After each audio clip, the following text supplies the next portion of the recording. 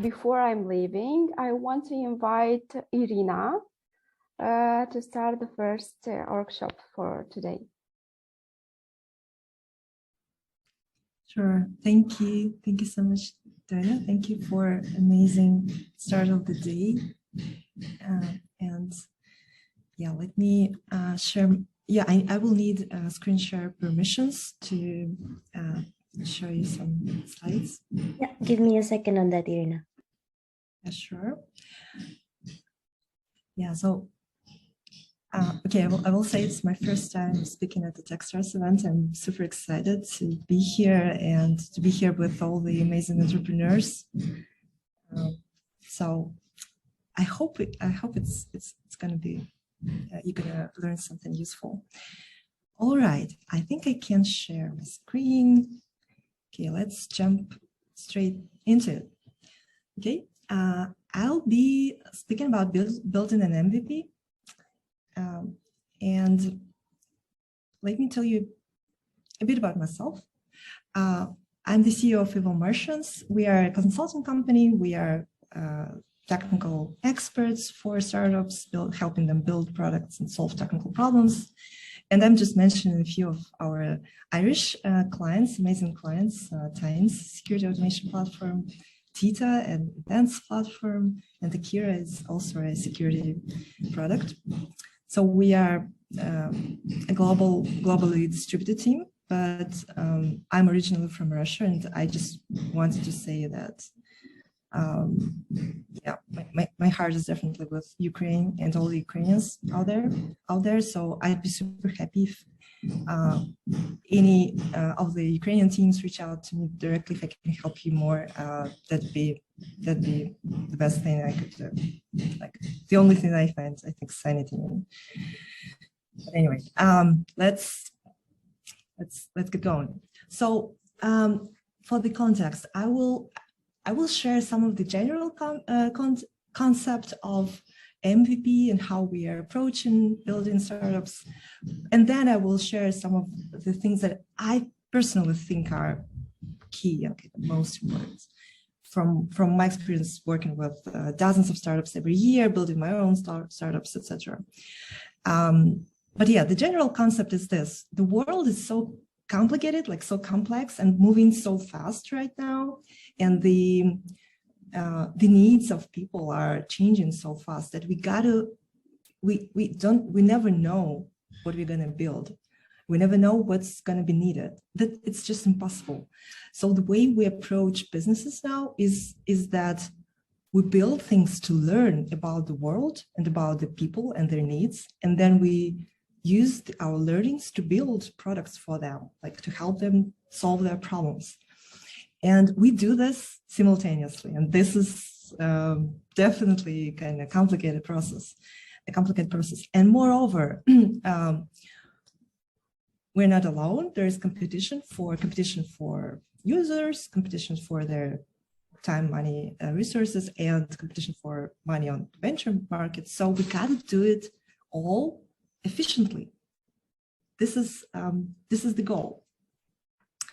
So how do we do it efficiently?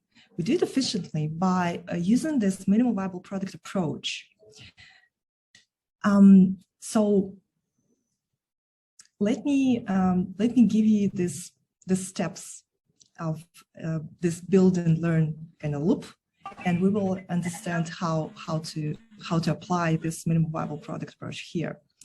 This is all very general, you know. It's like I think almost common sense, but let's still discuss it. So first of all, we formulate our hypothesis that lies in the foundation of the product we want to build, of the business we want to build. For example, I'm staying in an apartment in Istanbul right now, and I'm thinking, yeah, sorry, there's someone's audio kind of interfering a little bit. Yeah. So I'm thinking how I should get it kind of cleaned. I'm sorry for this simple example, but it's a real kind of problem on the back of my head. I'm kind of super busy, but I need my apartment cleaned. And I don't have anything. I don't have a vacuum here. I don't have any tools, anything.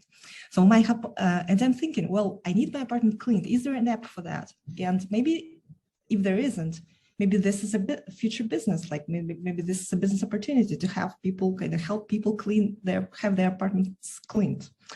And this is the hypothesis essentially. So it can be broad as something like people want to pay money to have their homes cleaned. Or it can be as narrow as people who just arrived into a new country, don't know how to, order services. They will need an app for this type of problem to be solved. This is the hypothesis. And then we should come up with multiple ways to try and test it. So I come up with kind of dozens of ways to test this hypothesis, right? It's not maybe building some apps, maybe building some landing pages, maybe asking people, talking to people, etc. And then it should be a way to try it on some real people and measure the results and learn as much as we can from this. And then we select the most efficient one, the most efficient way to test this hypothesis. So we're selecting an approach. It can be a product, but it can be something else. It doesn't have to be an app, for example.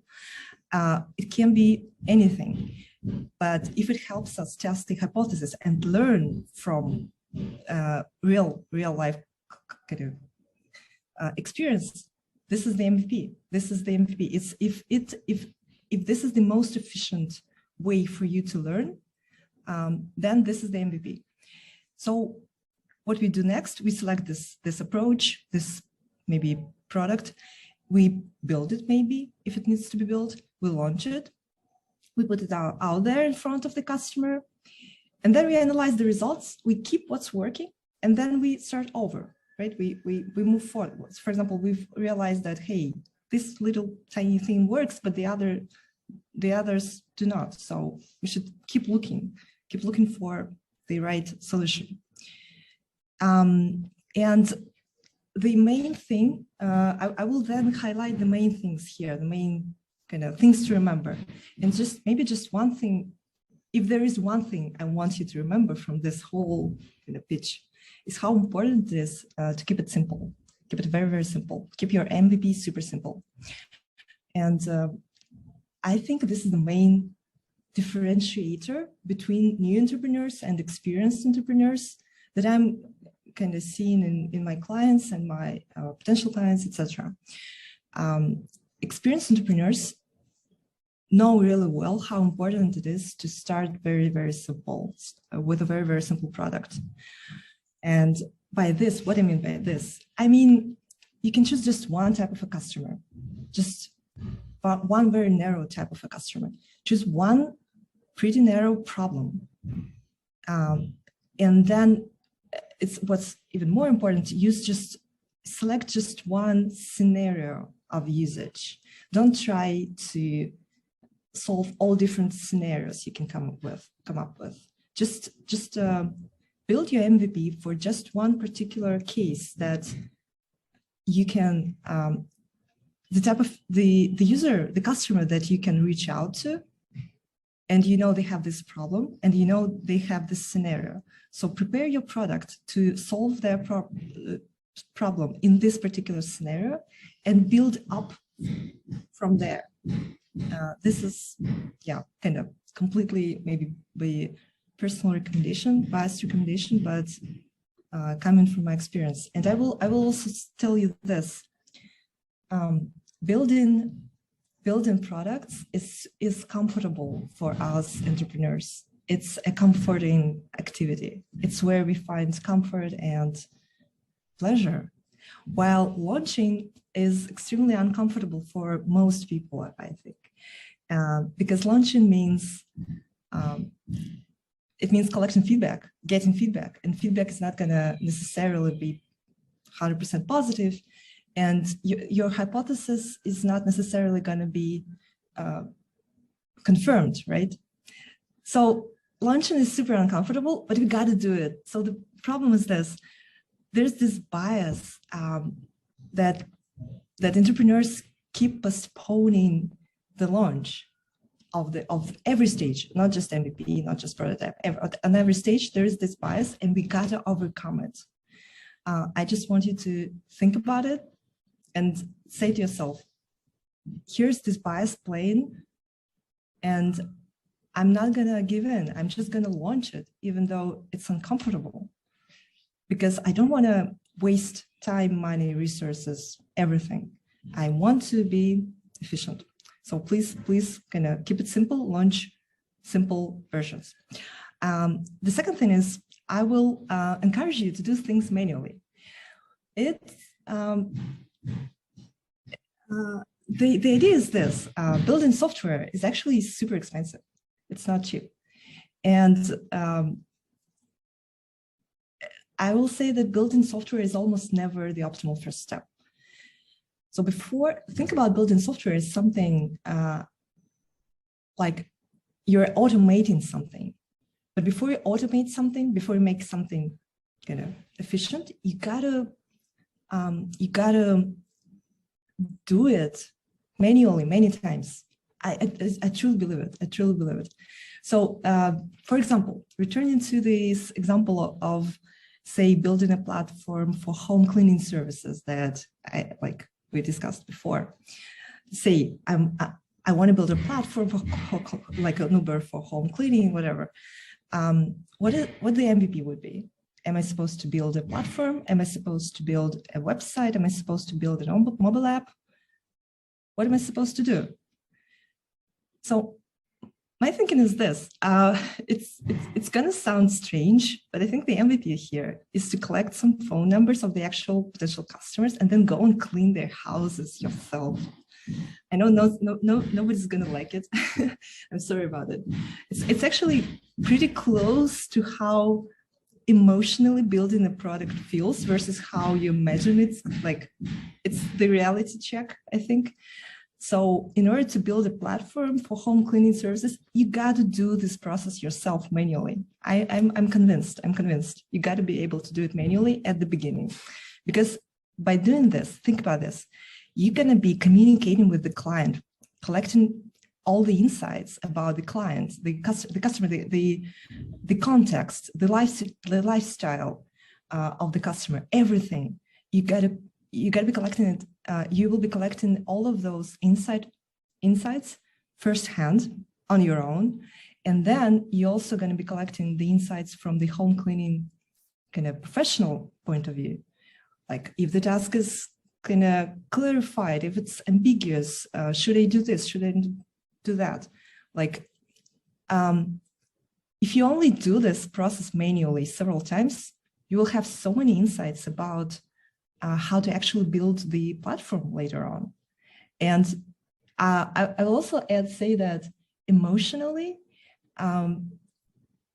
if you're building a business, you got to be willing to kind of dig deeper, as deep as, doing all of it yourself at some point, just to make sure you kind of understand the processes before you try to automate them and improve them. So yeah. Please consider this. Please consider doing things manually at the beginning and then automating them. Also, absolutely, you should use all the no-code tools that are out there to build an MVP, to build a prototype. So we had, and there are lots of lists, of different no-code tools that are out there. I will just say Notion is probably the most simple way to put in like a very simple, very basic web page out there. You also have all the other tools. You can collect leads, contact details through different forms. Typeform is beautiful. You can use automation tools.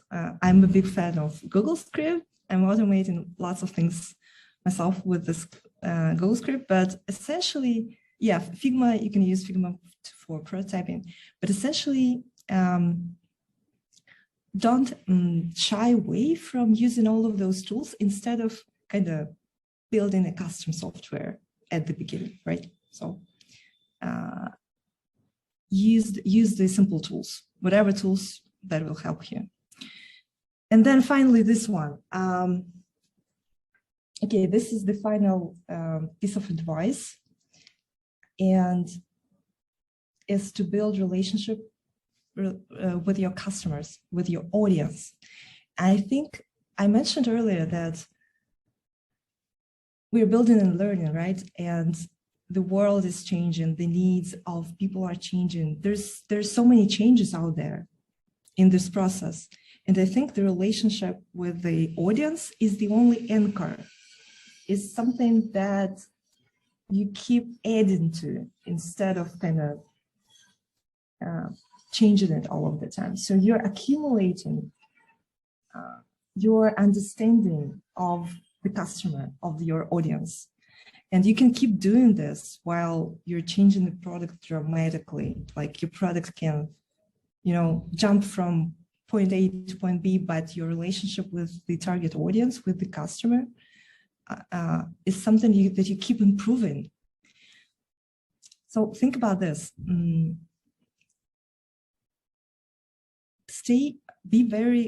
Try to be caring and kind of show empathy and be friendly, be supportive of your customers and try to use it as a foundation of the startup and the future business that it grows into.